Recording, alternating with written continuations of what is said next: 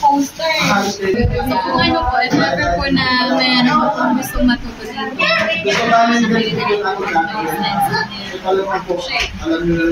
tapos po, isa pa po ginagawa namin is wallet. Sa livelihood naman po, usually yung ginagawa lang po namin etong poster tsaka yung wallet. Kasi ako po, gumagawa po ako ng bag.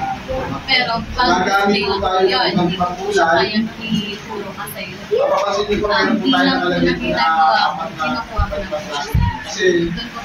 ko ng lahat naman po na ginagawa natin, may bilang naman po talaga para po nakaprovide. So, try po natin gawa ng poster po. Bali, marunong naman po kayo Magic 3. Kasi yung ginagawa ko po sa poster, sa Magic 3 po,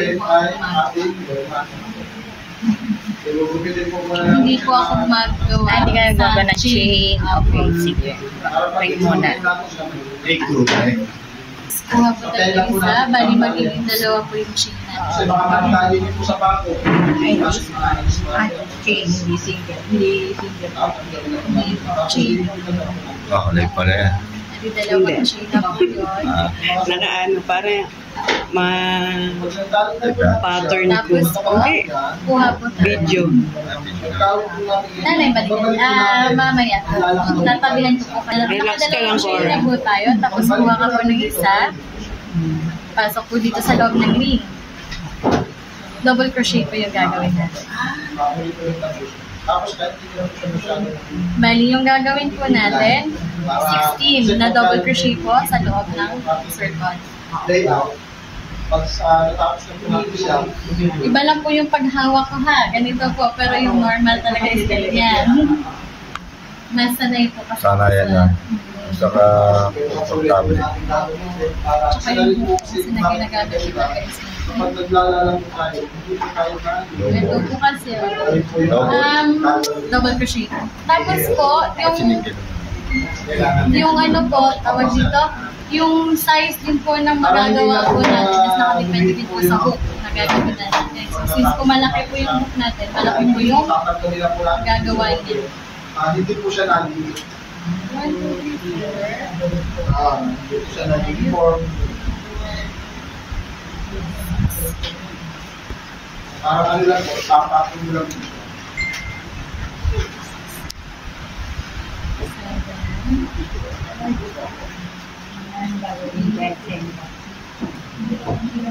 Pwede mo sa dulo, pero galit yung natalit ako sa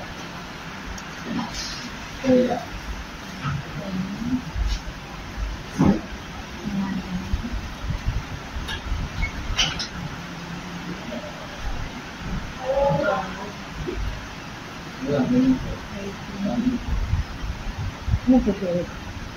Ano sa pumubol po natin sa kanila?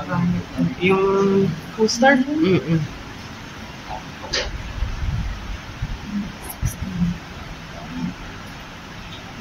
Ito po yung ating unang layer. Ito pa ba? Split na po tayo.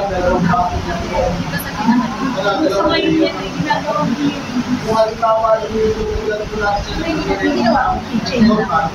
Hanggang ako mag-place product po kasi so ito dapat po advantage din po sa atin kung alam po natin yung mga code na ginagamit sa yung tawag sa part na ganyan kasi meron pong double crochet, double chain, single crochet. Tapos yung slip knot po, yung slip knot, karaniwan ginagamit sa paglalaro. Tapos po, gawa po tayo ng dalawang chain.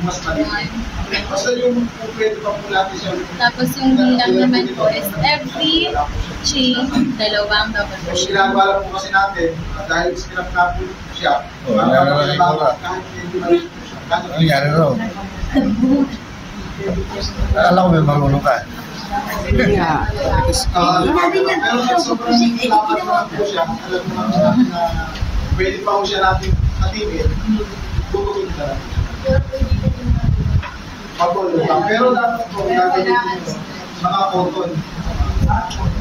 So from 16, magiging time 2 siya. Kasi 16 na to, magdadalaw ko tayo bawat mula. So magiging time 2. Kaya lang, kailangan po siyang gawin kasi mabilis po siya. Napakabilis po.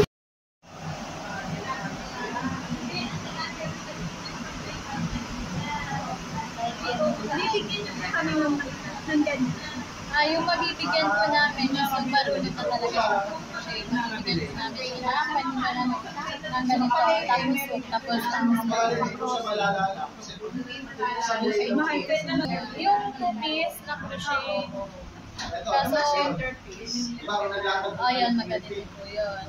Sa amin kasi yung lola ko nagkaganito. Kaya pati cookie, ginagawa ko ng mga puti. Cookie na namin. Pampatay oras po talaga siya. Marunong kanya natin. Alternative po yung position. Baby ka. Malalala. 4, 5, 6, 7, 8, 9, 10, 11, 12. Nalagyan pang design yan. Hindi na, direct ko lang.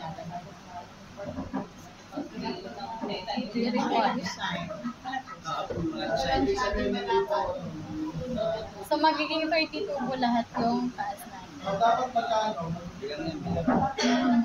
Kasi para dire-diretso po yung Dalawang dito. Dalawang agip. Dalawang agip. Bali nagsimula pa tayo sa 16. Dalawang agip. So Dalawang for tusok. ganito, dalawa po pinasok natin. So magiging times Ay, isang 16. tusok lang pala. Naging puso tayo ng shake. Bilang dalawang agip.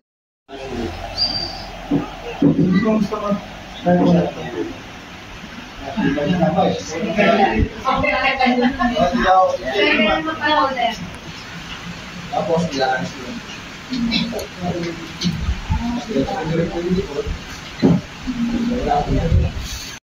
Kawalan po, maglalagay po talaga ako na kasi matagal po siya. Matapos po, hindi po siya yung gagamitin. Ano po gawa ko?